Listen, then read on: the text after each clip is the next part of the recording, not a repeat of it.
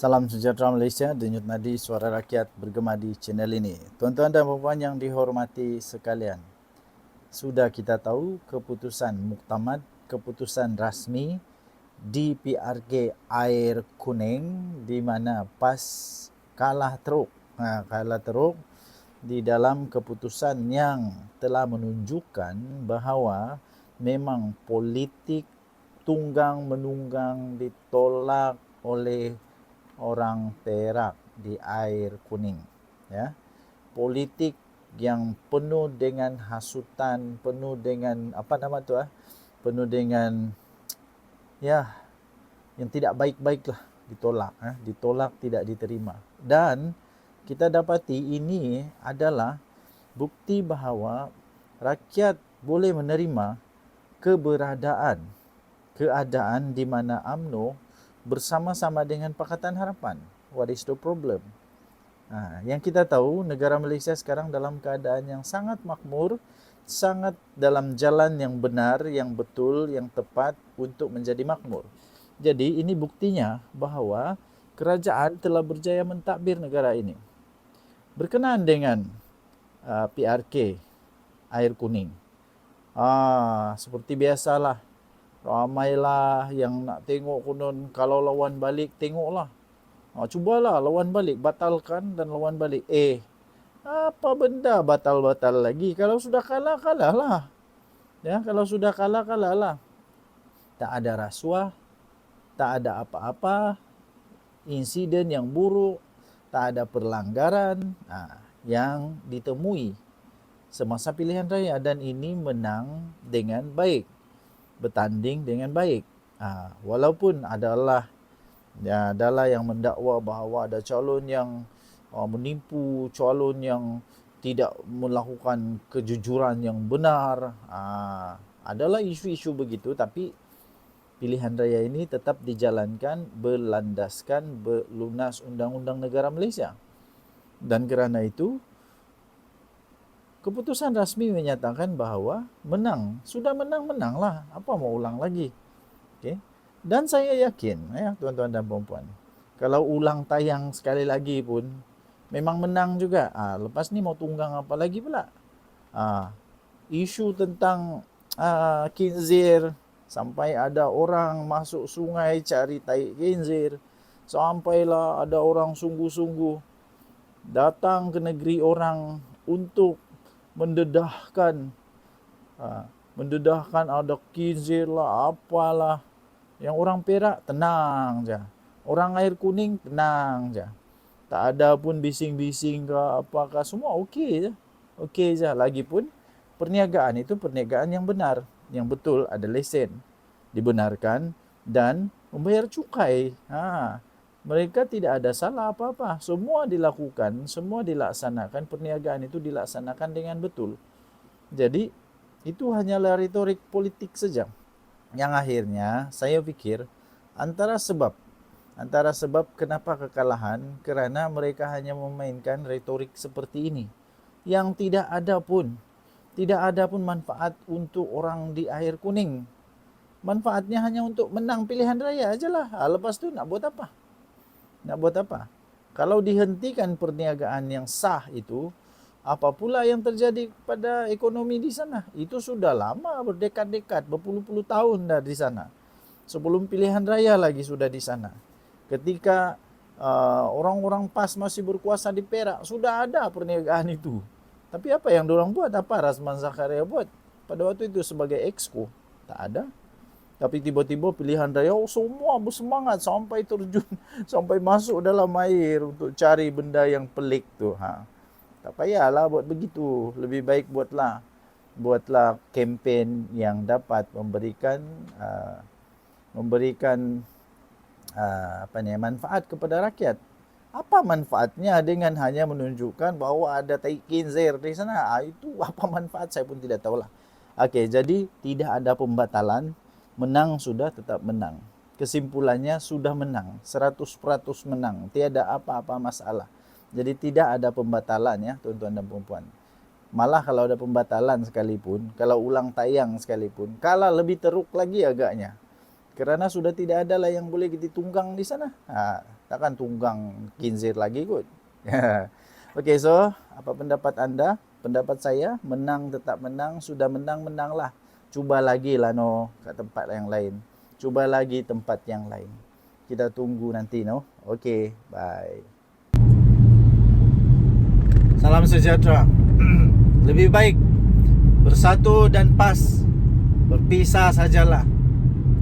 Lebih baik bersatu dan pas, bercerai je lah. Tidak ada lagi chemistry menang. Tidak ada lagi chemistry menang di antara bersatu dan pas. Tak payahlah kasih terang kalau bersatu lah. Memang bersatu. Setiap kali bersatu yang tanding sekarang kalah. Dulu tu memang setiap kali ada PRK atau PRK lah, pilihan raya kecil, di mana-mana negeri je lah. Di mana-mana negeri. Kalau kita buat statistik, statistik, kita akan dapat lihat tau. Setiap kali bersatu tanding, bersatu kalah. Setiap kali pas tanding, bersatu menang atau boleh menang. Tapi kalau bersatu memang kalah. Kesian. Itu sebelum ini. Tapi sekarang ini sudah agak lagi terbalik, lagi lain, lagi balik, lagi berubah. Sekarang ini tuan-tuan dan puan, sama ada bersatu kah, pas kah, yang bertanding kalah. Yang paling kesian pas yang hampir tak boleh kalah lah. Pas yang hampir tak kalah, sekarang boleh kalah dengan majoriti yang lebih besar. Lagi pula itu kekalahan. Alah, adakah ini menunjukkan? Ini persoalan, pertanyaan. Minta tolong anda jawablah. Adakah ini pertanda? Adakah ini sebenarnya satu petanda, satu hint bahawa pas dan bersatu ini sudah tidak bengam lagi? Lebih baik bercerai, berpisah je lah. Pas kasih tinggal lah itu bersatu. Aloi, apa kamu boleh dapat dengan bersatu? Apa kamu boleh dapat dengan bersatu? Bersatu bukan kuat mana pun. Lebih baik kamu berkawan dengan orang yang pati kuat gitu. Tapi siapa yang mau pas? Masalahnya siapa lagi yang mau pas? Tidak ada sudah orang mau pas, kesian. Tinggal bersatu lagi yang minat sama pas sekarang ini. Parti yang lain sudah tidak meminat lagi sama pas. Jadi, masalah dia lagi, kalau bersatu tinggalkan pas, lagi buruk lah bersatu. Entah macam mana doang boleh menang lagi kalau tidak ada lagi pas. Sebab orang dakwah, orang tuduh bersatu boleh menang pun sebab belas kasihan pas je. Orang-orang pas je yang kasih menang bersatu dalam pilihan raya. Betul tak betul saya pun tak pasti. Betulkah?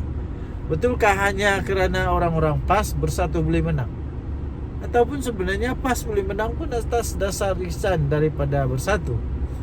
Itu yang mungkin pening sikit jugalah kan. Tapi bagi saya pendapat yang mengatakan sepatutnya pas dan bersatu bercerai saja. Pas dan bersatu berpisah saja. Pas dan bersatu sudah tidak ada chemistry lagi. Ini reasonable, masuk akal. Ini ada satu yang agak masuk akal. Jadi kalau diorang berpisah, bagi saya okey juga. Bagi saya okey juga kalau pas dan bersatu berpisah. Yang tidak okeynya sebab dua-dua pun terus jadi tidak kuat. Yang okeynya ialah nanti kita harap semoga selepas ini ada pembangkang, ada pasukan pembangkang yang cukup bijak, cukup pandai buat kerja lah. Sebab sekarang ini seperti yang dikatakan di dalam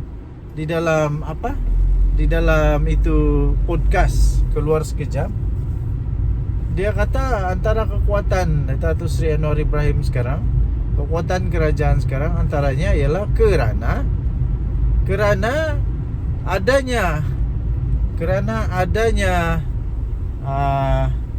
pembangkang yang tidak tahu buat kerja, pembangkang yang tidak berfungsi dengan baik sebagai pembangkang. Jadi itu menjadi satu apa itu? Menjadi satu kelebihan bagi kerajaan. Sebab ada lawan yang tak pandai buat kerja. Jadi mungkin bagus lah.